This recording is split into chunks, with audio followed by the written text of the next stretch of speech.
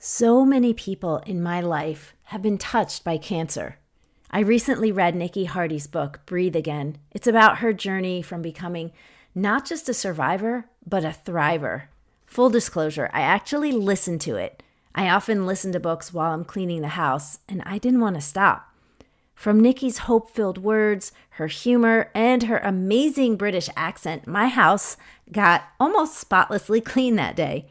And as I listened, I thought of you because I know that many of you have been touched by cancer or some other kind of unexpected hardship. I know you're going to love my conversation with Nikki Hardy. This is episode 42. Hi, friend. You're listening to Find Hope Here. I'm your host, Teresa Whiting, author, speaker, ministry leader, friend, and fellow struggler. This is a podcast about the messy, complicated, painful parts of life, but also the beautiful, joy-filled hope that Jesus promises. Each week, we dig deep into God's Word together and talk about how His truth impacts our everyday lives. I'm not going to ask you to sit with me and have coffee because I seem to have my best conversations while I'm just doing life. So I'd love to hang out with you as you walk or fold laundry or drive to work. You're invited to join me in pursuing the hope God promises. No matter where you are or where you've been, I pray you always find hope here. Let's jump into today's episode. Well, welcome, friends. I'm so excited to introduce you to Nikki Hardy. Nikki is a Brit in the USA. She's an author, speaker, coach, and cancer thriver who knows what it's like to live a life you never signed up for and wrestle with God through it. Her number one goal is to help you discover how with God, life doesn't have to be pain-free to be full. At heart, Nikki is a passionate people person and relentless encourager whose happy place is on a stage, at a retreat, or in a breakout session, helping people see how loved and seen they are by her and God. She is the author of Breathe Again, How to Live Well When Life Falls Apart, among other titles. She's also the host of Chemo Chair Prayers podcast and the Trusting God Through Cancer Summit. Her work has been featured on the Hallmark Channel, Life Today, Christianity Today, Relevant Magazine, among other places, and now on Find Hope Here. So, Nikki, thanks for being here. I'm so excited to introduce you. Before we jump in too much, tell us a little bit more about yourself and also why you are so passionate about helping women not just survive, but thrive. Well, first off, thank you so much for having me. I just need to open my mouth and everyone can tell I'm from the deep south of England. Before anyone thinks I'm a Kiwi from New Zealand or from Australia, it is London born and bred. But I live here in Charlotte, North Carolina. We came over here with 3 young children about 17 years ago to plant a church. We no longer minister in that church. We left a couple of years ago, but that's what we came over to do. And I am passionate about helping people thrive and not just survive, because I found myself in that place of merely surviving. I am a Brit with a stiff and perfectly waxed upper lip, and I can keep calm and carry on. And so, I'll tell you more about my story, but the short story is I had cancer and I was, determined to survive. And then I got to the point where surviving was all I was doing.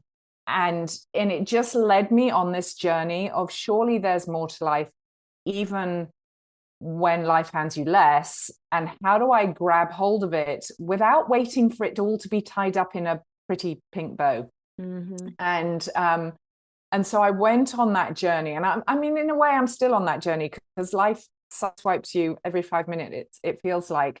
And so how do we not just merely survive life? I think, we have this one precious life, and I don't know about you, but I don't want to just merely kind of survive it. I want to live it to the full, like Jesus said we could, and that he came to give us. So that's why I'm super passionate about it. Yes, I love that. So your book, Breathe Again, really tells the story of your battle with cancer and how you went from surviving to thriving. So can you share a little bit more Mhm. of your story with us? I can. And I do want to say that, before all the people without cancer kind of tune out, Mhm. this is relevant no matter what has sucker punched you, no matter what has thrown you for a loop. Maybe you're going through a really hard time in your marriage, maybe your finances are looking really dodgy, or your kid is cutting, or something is happening. Things happen all the time. And it doesn't have to be the big things. It can be the slow burn of past trauma, or just the small things that grind us down every day. So if you're feeling kind of tired and overwhelmed and like there's more to life, this is also relevant to you. And in the book, I talk about all sorts of different people's stories. It's not just mine. I always like to say that, because if I was listening to this before I had cancer, I'd have probably started tuning out, thinking it wasn't relevant to me. But yeah, the story of me having, my cancer story, for those that don't know, I lost my mum to cancer. And then about 12 or so years later, I lost my sister Jo to cancer. Mm. And Jo was just 44. And they both had small cell aggressive lung cancer, and both of them survived about 14, 15 months. But just 6 weeks after Jo died, I was diagnosed. Now, mine wasn't lung cancer like theirs, mine was rectal cancer. And I used to kind of try and smooth that out a little bit by saying, oh, it's colorectal cancer. And I'm like, nah, it's nowhere near my colon. It's fully there, down low. So yeah, as you can imagine, I felt like the family heat-seeking missile of death had locked in on me and my rear end. And it just felt, oh my goodness, what on earth is happening? I had, questions of faith, all sorts of things. And I was fit and healthy. I had just run a marathon. There was no reason to think I had cancer. So it really did sucker punch me out of the blue, all of us, really. Mhm. And there's the kids having lost their grandma and their aunt. And it was now like, Mummy, are you going to die? So we went through all of that. But like I said, I'm a pretty kind of, I don't want to say I'm as tough as old boots, but I'm just like, well, pretty practical, pragmatic kind of person. We just got to deal with this, and we got to keep moving, and God is good. And so rah rah. And but eventually, going through chemo and radiation and more chemo and surgery and having an ostomy bag, I got to the point where, like I said, merely surviving was all I was doing. I said that I could cope, but then coping was all I was doing. Mm.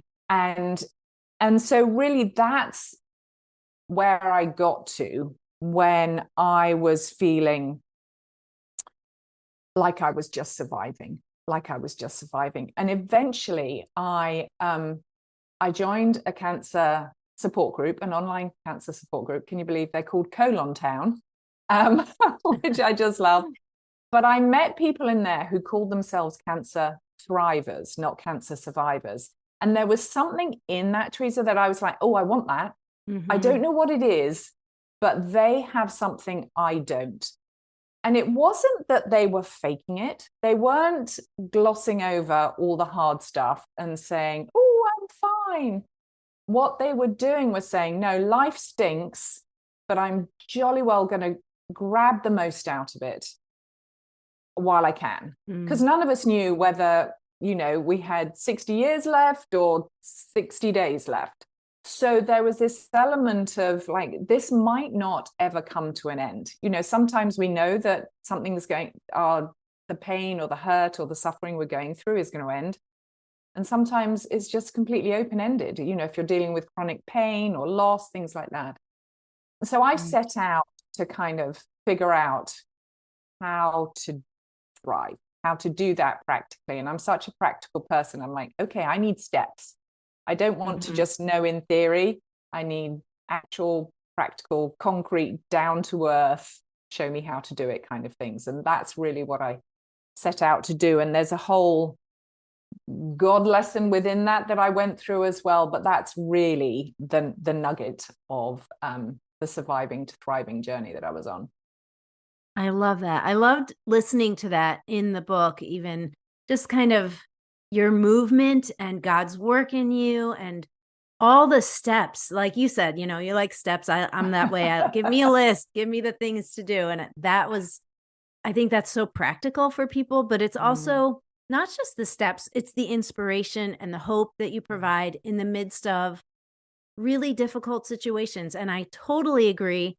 I hope that nobody tuned out when you said cancer, because all through the book, I was thinking the same thing. Like, this is for everyone. This is for every kind of difficulty.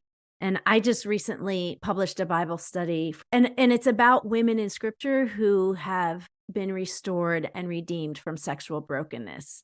But what I say all the time is, if that's not your story, there's still so much we can learn from these women. And that's what I thought of when you were talking about, there's so much in your book that is applicable to every person, because everybody's going to walk through something. Either they already have or it's coming. And everybody's going to walk through a difficult journey. And so I think the things that you have in Breathe Again are just so practical and hope-filled as well. Good. You say often in your book, life doesn't need to be pain-free to be full. Will you unpack that with us? Yeah, that was really at the heart of the kind of aha moment that I had right in the middle of, the hardest times. Because from a faith perspective, I was like, well, hold on a minute. Jesus said that he had come that we might have life and life to its fullness. And then I said to myself, but he also said that we would have troubles. So I immediately thought to myself, well, I must be in the times of trouble. And the full life is waiting for me off when life gets better. And then I thought, well, what if I never get better? What if this is it? And for all those other people that are dealing with things that, as we said, are open-ended. So it made me rethink this theologically. And I think the world gives us that message of a full, abundant life and pain and suffering, living like quarreling siblings at opposite ends of the room. And I just don't think it's true. We're fed on social media these beautiful images of, people with their perfectly tidy houses, with their perfectly wonderful children, and nobody's posting, oh, this is me, struggling with depression. We don't post that. So we assume because it looks glossy, it must be glossy. And we assume that that's what an abundant life is. And then our reality is that life's hard. So we assume that the abundant life Jesus has for us either isn't relevant to us, or we're not good enough, or whatever rubbish we tell ourselves, or that it's off waiting in the future. And this phrase, life doesn't have to be pain-free to be full, became my mantra when I kind of realized that what if both can be true at the same time? And what if an abundant, full life isn't this Facebook fabulous life? Isn't this happy, skippy, healthy, wealthy, pain-free life? But actually it's a life of intimacy and connection and finding beauty in the hard times. It's all these, dare I say it, less tangible things that the world doesn't really count as success necessarily in this kind of self-made world where we celebrate, making it happen ourselves and being, our own boss and money and power and all those things. And so that's how I came to have life doesn't have to be pain-free as my mantra, because it's a constant reminder to me that even in the mess, life can be good and full.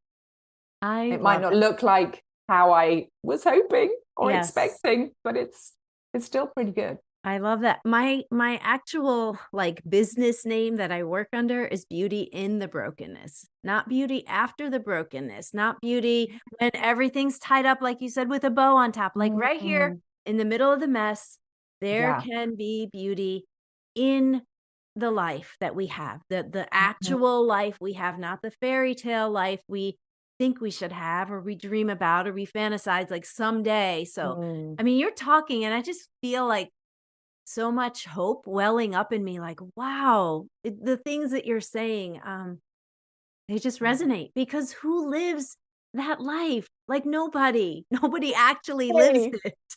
nobody.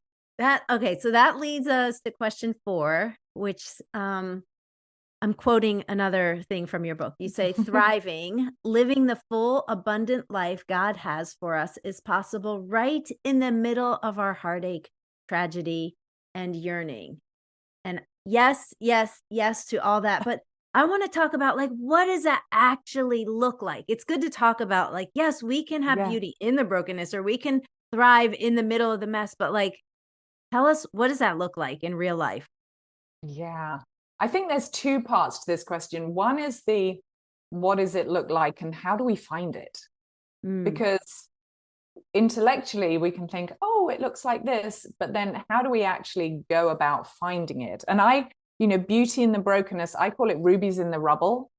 There mhm, is, and rubies, when you think about it, when they come out of the ground, they don't look all that great. They are dull and dusty, and but their beauty is within, and we need to go in search of them. So I do think the how we find it is we need to intentionally find it. And sometimes this beauty, will take us by surprise, and isn't that wonderful when that happens?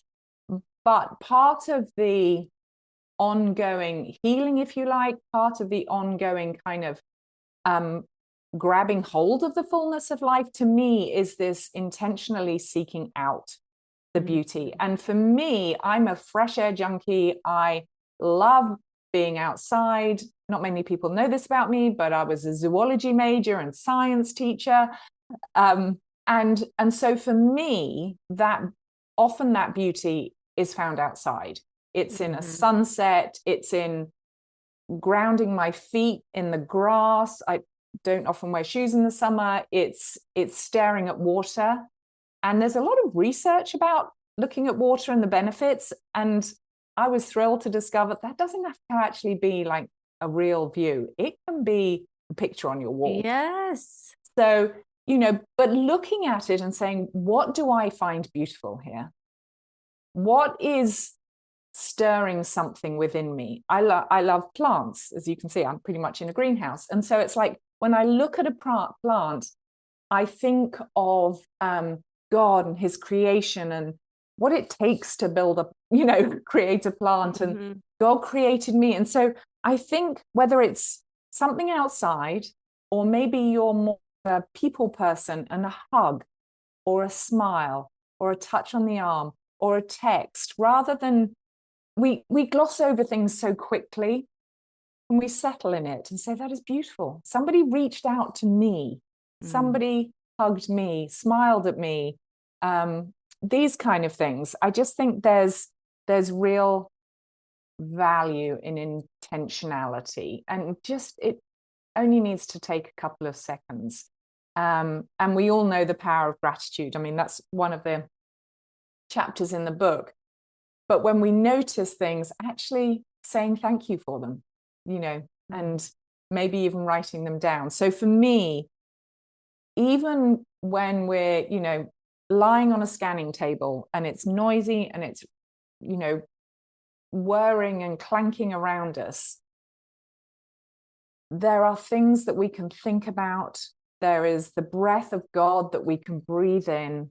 There is beauty to be found. That is so beautiful. I love that. And it's the little things that you're mentioning, a Mm, hug, a smile, just small things noticing, which I think yeah. sometimes when you're in the midst of a really difficult season, you just don't even see it. You forget to look for those things. So I love that you said we have to be intentional about it. Yeah. You mentioned psychologist Martin Seligman and his study on people who hold to three core beliefs as they deal with suffering. And those beliefs were personalization, it's my fault, pervasiveness, all of our life will be affected, permanence, life will always be like this. So, my question to you is, did you believe those things, and what helped you trade those thoughts for more helpful and life-giving types of thoughts? When I discovered the work of Martin Seligman and these three core beliefs that he discovered, they really resonated with me. And these are core beliefs that hold us back from coming out the other side of trauma, from building resilience and becoming more resilient, really. And that, like you said, their personalization, which is all my fault. And I blamed my cancer on myself, the genes I was handed down. There's obviously some cancer thing going on in my family. I blamed myself for the trauma it was causing our family, and the heartache and the financial pressure it was putting on our family. You know, where there was a way to blame myself, I found it. I was quite creative. I mean, even when they said, look, it's not genetic, it's completely unrelated to your mom and sister, I was like, well, it must be because I'm one of those weird people that have always eaten the entire apple. Like, I eat the whole core, I ate the seeds, and I'm like, maybe it's all the seeds, like fermenting over the years. I mean, I don't know. I found a way. I was very creative. So yes, I believe personalization. And I believed the pervasiveness as well, this feeling that my whole life had been affected. You know, I would say it felt like when I got cancer, it felt like my whole life got cancer. When my bum got cancer, our whole life got, you know, my whole life got cancer. It felt like my marriage was affected, my kids were affected, you know, my love of the outdoors were affected. It felt like there wasn't a part of my life that was cancer free. So I definitely felt that. And then with permanence, this feeling that I will never be able to break free from this. Whether I'm well or not, I will always feel like this. Life will never get better, and it will always be like this. And I'm normally a happy, skippy, peppy person, but there were definitely moments when I just couldn't see a future where cancer wasn't a negative impact in my life. And so when I discovered Martin Seligman's work, I really had to think about what truth I could replace those mindsets and lies with. I had lies about God that I believed, that you know, it was my fault, I'd done something wrong, and he was, you know, this was punishment, you know, he was angry at me, or he'd left me, or something. And so there was what I call in the book Breathe Again, kind of God trash and self trash. And I needed God truth and self truth to extinguish both sets of lies. So with God, it was reminding myself that he wasn't angry. He loved me, and, you know, he loves me, and I'm fearfully, wonderfully made. And even if it was my fault and I'd done something wrong and I had sinned against him, well, that's why Jesus came. And there's no condemnation for those who are in Christ Jesus. I was set free when Jesus died on the cross. So, you know, I could rewire my brain in that way. And then with pervasiveness, you know, all my life had been affected. It might have felt like that. But when I looked, and it goes back to that beauty thing, there were parts of my life that weren't affected. You know, my friendships, yes, had been impacted, but if anything, they were getting better because we were being more vulnerable, and we were, you know, I was actually letting people help me. Gosh, what a thought, you know. And this feeling of, well, even if cancer was affecting every part of my life, God is in every part of my life and interested in and loving and restoring every single part of my life. So I just, you know, again, it was like, nope, that's not true. That's a myth. That's rubbish. That's lies. And the last one, this feeling of permanence, you know, that it would never be different. One of the things I did was look at people who had something that was more permanent than my cancer, if you like, somebody who was dealing with a disability or with chronic pain, or our friends we know who had lost a parent as a young child, and their whole life was not ruined by this thing. These children who'd lost parents were thriving, loving, caring adults, and these people with disabilities had amazing lives. And so and again, with God, I had to say, even if it carries on forever, you are with me forever. Yes. And so again, it's kind of systematically, intentionally thinking, okay, when I see a thought come in, I'd be like, that's rubbish. This is the truth. Yes. Yes. And what sticks out to me is that you know the truth and you're in the word, so you can fight those lies with the truth, which is really important.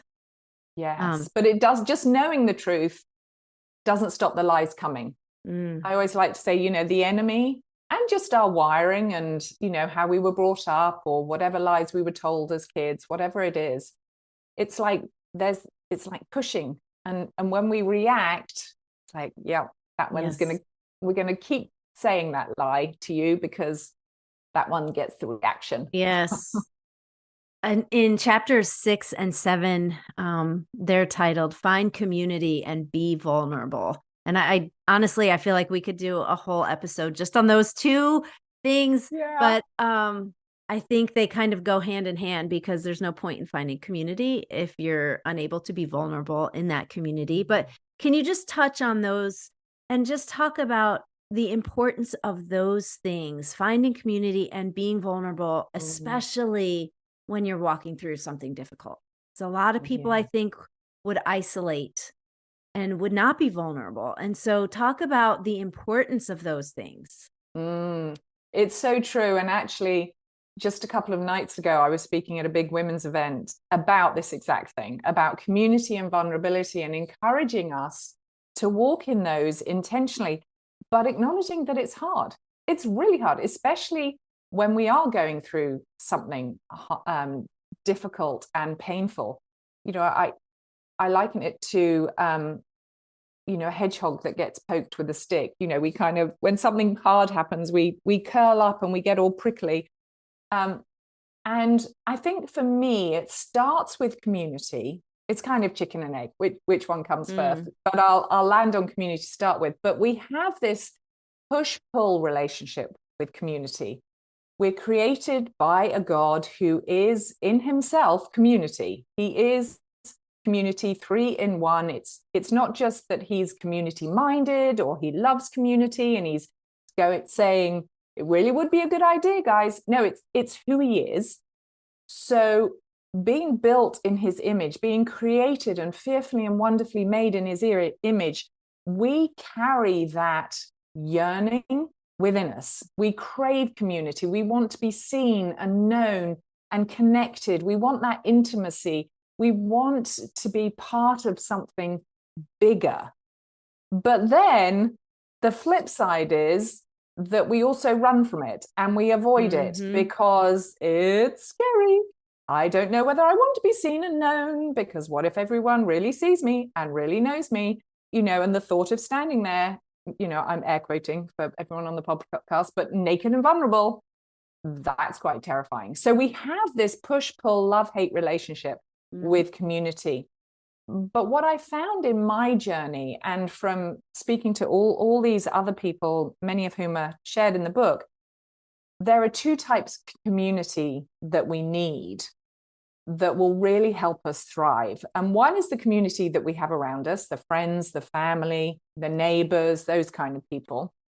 And how can we lean in to them as our ready-made community?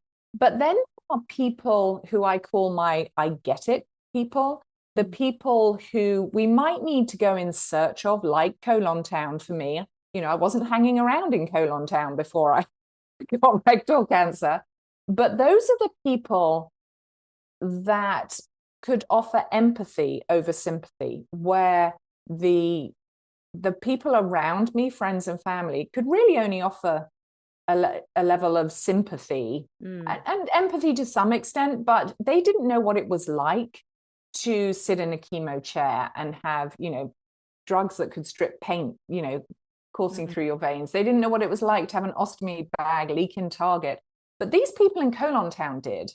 Yeah. They knew what it was like. And so I needed them and a level of vulnerability with them for a different reason. I needed my people around me. And so there's this kind of, we've got to step into the people around us and step out to a new crowd. And like you say, the vulnerability piece is so intertwined, because if we're not willing to be vulnerable, then we miss out on so much. And I do think there's a level of wisdom in being vulnerable. Like, you don't want to share your latest colonoscopy saga with the lady at the checkout at your local supermarket. Right. I mean, there's wisdom. And there's also knowing who your safe people are and knowing what you can share. But for those of you that are listening that might be feeling nervous about being vulnerable, I want to share the story of how in our marriage, my husband's pastor of a church. I was obviously pastor's wife, but I was being terribly strong and not really admitting how worried I was, how nauseous I was, how tired I was, because I didn't want to worry him. Because I knew that he's a lot more pastoral than me, and his heart is a lot bigger. He's a lot more emotionally in tune than I am. But I knew that that would be a really burdensome for him. So in my love for him, I was trying to protect him. He was doing exactly the same and trying to protect me. But what we saw in each other was, I thought he wasn't interested or wasn't caring, and he thought I was absolutely fine. And so eventually this lack of vulnerability, and same with friends, started to drive a wedge between us. And so in the end, we had this kind of, I'll call it a come to Jesus moment, but it was like, okay, we need to talk about this, because we are not letting cancer, ruin our marriage as well as my rear end. Let's talk about this. And it wasn't easy. And I didn't enjoy telling him how I really felt. That's not kind of my natural mode, but it really helped. And we would have to check in with each other and say, do you really mean that? Or, and things like that would be really helpful. And with friends, I did find that with a lot of my friends, I had to learn to be honest and a little bit more vulnerable with them. And there were some people where they wanted me to be super vulnerable, but I knew they were going through things and they weren't reciprocating. And this non-reciprocity, I mean, it's a key part of friendship building in the first place, but it makes you feel not very safe. And so in the end, I pulled back from them. So these are kind of how it's all intertwined. But I do think vulnerability and community, like you say, go hand in hand. And if we're not leaning into them, we're missing out on so much of what God has for us, because he wants to love us through the love of others. He wants to comfort us through the comfort of others. He wants to hug us through the hugs of others, and help us and provide for us all through each other. Yes. That was great. So many little nuggets of truth in there. Right now we're in a series called Held, and it's really about how God holds us when we're walking through dark days or when our life falls apart.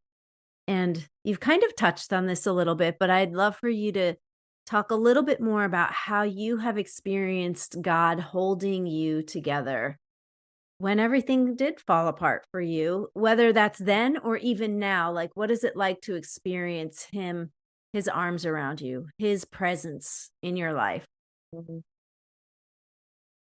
I wish I could say, I walk around feeling held by Jesus the whole time. But I think it's quite a tricky thing. I get quite a lot of my readers and my audience saying, I just don't know whether God is there. And I think that does come back to partly looking for beauty, like we were talking about, because those are, I would say, little God winks or God whispers or God dots, whatever you want to call them. But I definitely, for me, it feels like being able to breathe again. I know that's the title of my book. Good title. That's not why I say it. It's more that there's just a weight off my chest when I feel held by God. And it doesn't mean that everything's sorted out, that whatever situation or pain is happening isn't there. There's both a lightness in my body, even slight, and there's something in the back of my brain, a little seed maybe, that knows that I know that I know that God is there. And the rest of my brain can be chattering away with the God trash and doubting and worrying and, going around in circles. But deep within, there is that little nugget that says, you know that you know that you know that he is real, he loves you, he's not going anywhere, and you're held. I appreciate your vulnerability in that answer and not giving a Sunday school answer. Well, this is what it feels, because it's not that easy and it's not that neat. So I appreciate just your honest answer. One of the things that I always ask is, what are some good book recommendations you have? They can be fiction books, nonfiction books. Obviously, we're going to link to all of your books, but what are some other books that you have enjoyed? Well, I'm a big fan of supporting maybe lesser known authors. I mean, there are some fantastic, New York Times best-selling authors that I could recommend, but I thought I'd recommend some authors that I know, but I wouldn't recommend them if I hadn't read the book and I didn't think they were really helpful and useful. One is a book by my friend Kathy Izzard called The Last Ordinary Hour. And it's the subtitle is Living Life Now That Nothing Will Ever Be the Same. And she's also the author of The 100-Story Home. But this shares the story of basically her life being shattered when her husband was diagnosed with and almost died with it's called SCAD, and I can't remember what spontaneous coronary artery dissection, but it's basically her spiritual journey through how to live when he could drop dead any moment, and how do you live with that, and what is that like? And it's more memoirish. I absolutely loved it. Yes. This is my friend Nicole Zazowski, who is a therapist. I don't know if you know Nicole. Nicole is going to be one of my guests. We just set up an interview, so I'm so excited you're recommending this book, because I just read it and I was listening to it. I'm like, I need her on here. I need to get her, and so she said yes. So she's coming on. Oh, well, I'm thrilled. Tell us about the book.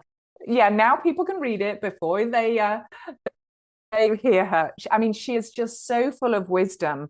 But the book is called What If It's Wonderful? Release your fears, choose joy, and find the courage to celebrate. And I think the title really sums it up. When we're going through hard stuff, often our mind can go to the terrible what if. This is, what if it's wonderful? And how do you shift to that? And I just love her and think she is an amazing therapist, amazing godly woman, amazing mom, friend. So there you go. And another is Trina McNeely. And actually, I'm recommending her second book, Unclutter Your Soul, Overcome What Overwhelms You. But given our conversation about beauty, her first book is La La Lovely. And that is all about finding beauty in the everyday. And this is really a kind of a decluttering of what's within us at a soul level and how we can move forward. So I love that. And then I'm going to sneak in, you might talk about, this one is a Times, New York Times, Washington, it's everything. He's even won an Oscar. Are you familiar with Charlie Mackesy? I'm not. This is called The Boy, the Mole, the Fox, and the Horse.